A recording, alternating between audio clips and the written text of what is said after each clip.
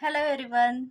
देखो, हमारा जो सिलेबस है हम डे वाइज चालू कर देंगे। जैसे कि अभी फर्स्ट डे है, तो फर्स्ट डे में हमें सबसे पहले बच्चों को क्या सिखाना चाहिए, तो वो है हमारे हैंड की मूवमेंट। देखो, अगर हमारा ये जो हैंड है इसकी मूवमेंट अच्छे से हो जाए तो वो हर कोई ड्राइंग आसानी से निकाल सकता है। तो हैंड की मूवमेंट अच्छे से होने के लिए हमें ना हैंड प्रैक्टिस करनी चाहिए, जो कि है हम पेंसिल का यूज़ करके करेंगे। तो देखो, सबसे पहले हमें क्या करना है, बच्चों को ऐसे छोटी-छोटी लाइन निकालने के लिए बोलना है। तो देखो, हमने क्या किया, छोटे-छोटे लाइन निकाली, उसके बाद हम थोड़ी सी बड़ी निकालने के लिए बोलेंगे। हो सकता है एक दूसरे के ऊपर ओवरलैप हो जाए, डोंट वरी। पेंसिल मैंने यहाँ पर नहीं पकड़ी हुई है, देखो मैंने थोड़ी सी दूर पकड़ी हुई है। अगर आपके बच्चों के पास छोटी पेंसिल है तो आप उसको बड़ी दिलाओ या फिर उसको कुछ एक्सटेंशन लगा लो ताकि वो बड़ी हो जाए। तो देखो, मैंने पेंसिल कहाँ पकड़ी है, थोड़ी सी दूर, और आपको एकदम ढीले हाथ से ऐसे लाइन खींचनी है। अभी देखो, मैंने पहली बार छोटी निकाली, फिर बड़ी, उसके बाद मैंने और भी बड़ी। बस हमें ऐसे करते करते और बड़ी निकालनी है। उसके बाद हम फिर से लाइन निकालेंगे और बड़ी। ठीक है, तो इसकी हमें कम से कम 100 बार प्रैक्टिस करनी है लाइन की। तो चलो मेरे साथ स्टार्ट करो, मैं काउंट करती हूँ, आप करो। ठीक है, तो आज हम यहाँ पर सबसे पहले सीखेंगे स्लीपिंग लाइन। तो चलो, 1 2 3 4 5 6 7 8 9 10। 10 बार हो गया, और हम करेंगे। देखो, ये करते समय आपने ध्यान नोटिस किया कि मेरी लाइन एकदम स्ट्रेट आ रही है। अगर आपकी लाइन ऐसे कर जा रही है, इसका मतलब आपने पेन को ऐसे टाइटली होल्ड किया हुआ है और आप ऐसे लाइन निकाल रहे हो। ठीक है, हमें ये पार्ट है ना, यहाँ पे टच नहीं करना है, हमें ये हवा में रखना है। ठीक है, देखो मैं पूरा हैंड को हिला रही हूँ, आपको भी ऐसे ही हिलाना है। Yes, perfect. देखो, चलो करो काउंटिंग। आप खुद काउंटिंग कर सकते हो। कम से कम 100 बार आपको स्लीपिंग लाइन निकालनी है। करो करो, आपका हैंड रिलैक्स हो जाएगा। ओके, इसकी प्रैक्टिस आपको करनी है। उसके बाद हमें करनी है स्टैंडिंग लाइन की प्रैक्टिस। अब आप सोच रहे होगे, अरे ये क्या कर दिया उसके ऊपर ही। डोंट वरी, हमें सिर्फ प्रैक्टिस ही करनी है। तो मेरा हैंड देखो, मेरा हैंड हवा में है ऊपर की तरफ, और मैं पेंसिल को चला रही हूँ, और मेरी पेंसिल स्टैंडिंग पोजीशन में है, ना कि मैंने ऐसी पकड़ी है और ऐसी खींच रही हूँ। ठीक है, अगर आपको नहीं आ रहा है तो स्टार्टिंग में थोड़ी सी दिक्कत हो सकती है, होने दो। धीरे धीरे आसानी से ये प्रॉब्लम सॉल्व हो जाएगा, लेकिन सही से करना होगा, मैं जैसे बोलती हूँ वैसे। अभी ये बेसिक पैटर्न हम क्यों सीख रहे हैं, क्योंकि अगर कोई चीज़ हमें ड्रॉ करनी है, अगर एक आधा हाउस हमें ड्रॉ करना है, तो उसके लिए हमें लाइन की प्रैक्टिस होना ज़रूरी है, नहीं तो आप अच्छे से ड्रॉ नहीं कर पाओगे। तो देखो, ये जो मैंने आज सिखाया आपको स्टैंडिंग स्लीपिंग लाइन, इसकी आपको रेगुलर प्रैक्टिस करनी है। जितना आप प्रैक्टिस करते जाओगे उतना आप खूबसूरत तरीके से ड्राइंग निकाल पाओगे। तो स्टैंडिंग और स्लीपिंग बस इतना ही नहीं होता, कभी कभी हमें स्लांट लाइन की भी ज़रूरत पड़ती है, तो स्लांट की भी हम प्रैक्टिस कर लेते हैं।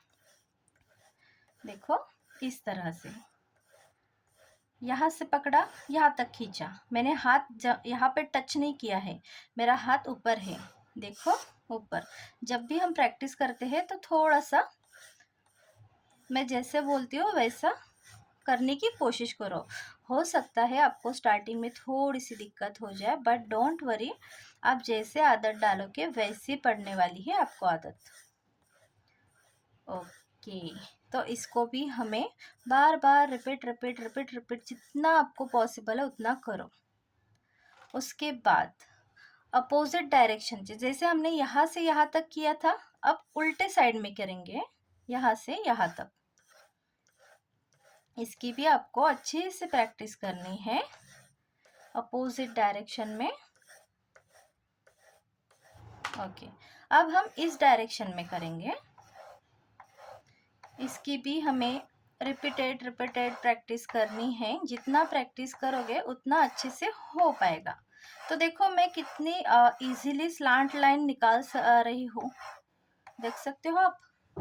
एकदम कहीं पर भी ऐसा नहीं हो रहा है कि मेरी लाइन टेढ़ी हो गई है या फिर कुछ। मैं एकदम क्रॉस लाइन निकाल पा रही हूँ। आप ऐसे भी कर सकते हो, ऐसे वाला, यहाँ से यहाँ, यहाँ से यहाँ तक, ऐसे।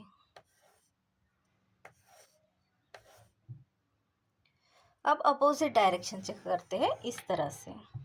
तो करते जाओ प्रैक्टिस। सिर्फ आपको क्या करना है, यहाँ के जो मसल है उसको रिलैक्स करना है, इसीलिए हम ये सब कर रहे हैं। ओके, तो हमने स्टैंडिंग लाइन सीख ली, स्लीपिंग लाइन भी सीख ली, ऐसे स्लांट लाइन भी सीख ली। अब हम कर्ल लाइन सीखेंगे, जो कि है, देखो इस तरह से। पेंसिल देखो मैंने कहाँ पे पकड़ी हुई है, दूर। आपको भी ऐसे ही कोशिश करना है निकालने की। ऐसे कर्ल लाइन भी निकालो, आप चाहे तो उसको एड भी बना सकते हो, इस तरह से करो प्रैक्टिस।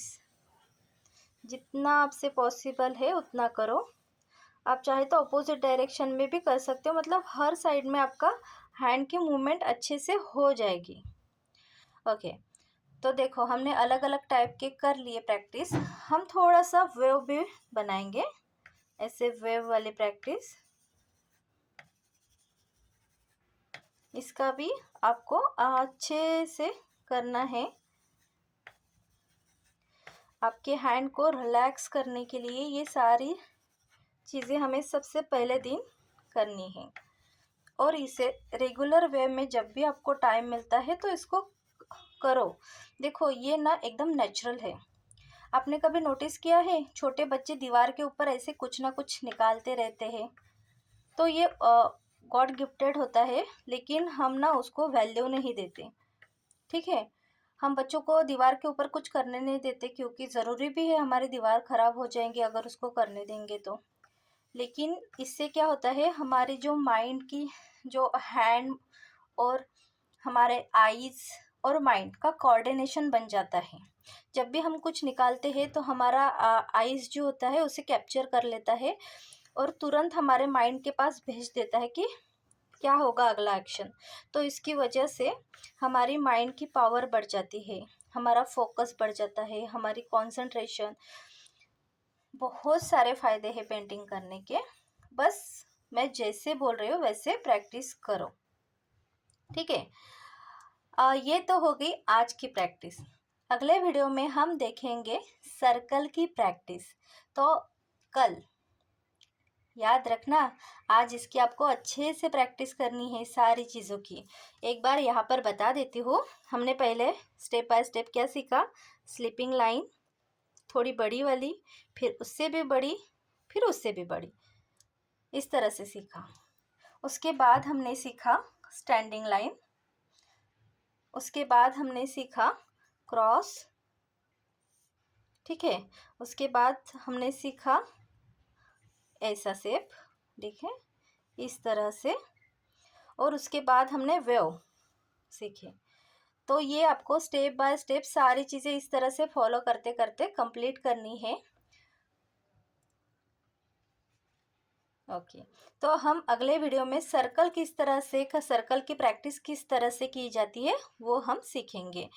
तो ये प्रैक्टिस ख़त्म होने के बाद ही अगला वीडियो प्ले करना है आपको।